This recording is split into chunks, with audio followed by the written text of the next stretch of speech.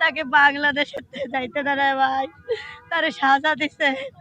সে মনে করেন জেলখানায় কষ্ট করছে। সে আমাদের চাইরে, আমাদের মা আমাদের চাইরে পালাইয়া যায় নাই।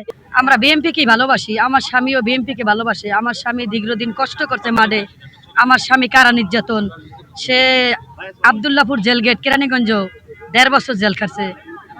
ওই যে ডিজিডি লাইনের নিরাপত্তার মামলা দিছে, তারে কষ্ট দিছে।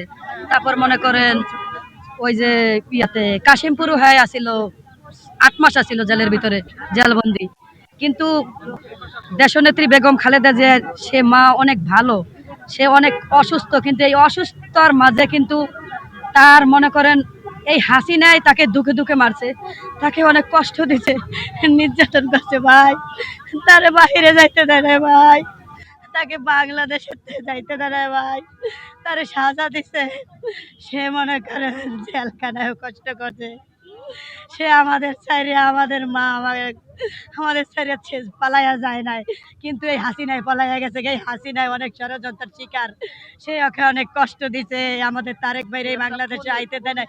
সে একটা খুনি হাসিনা। সে মনে করেন তার ছেলেরে যে পাশেও দাঁড়াইতে দেয় না, আমাদের নেত্রী বেগম খালেদা জিয়ারে।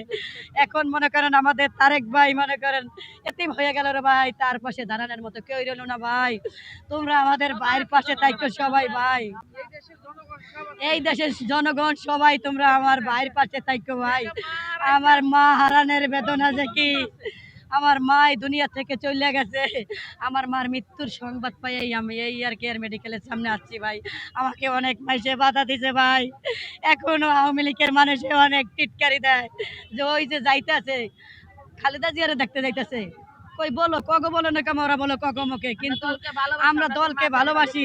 তার জন্য তো আমার যাইতেই হইব ওই জায়গায়, আমার যতই বাধা সৃষ্টি হোক, যতই কষ্ট হোক, তাও আমি আসছি রে ভাই।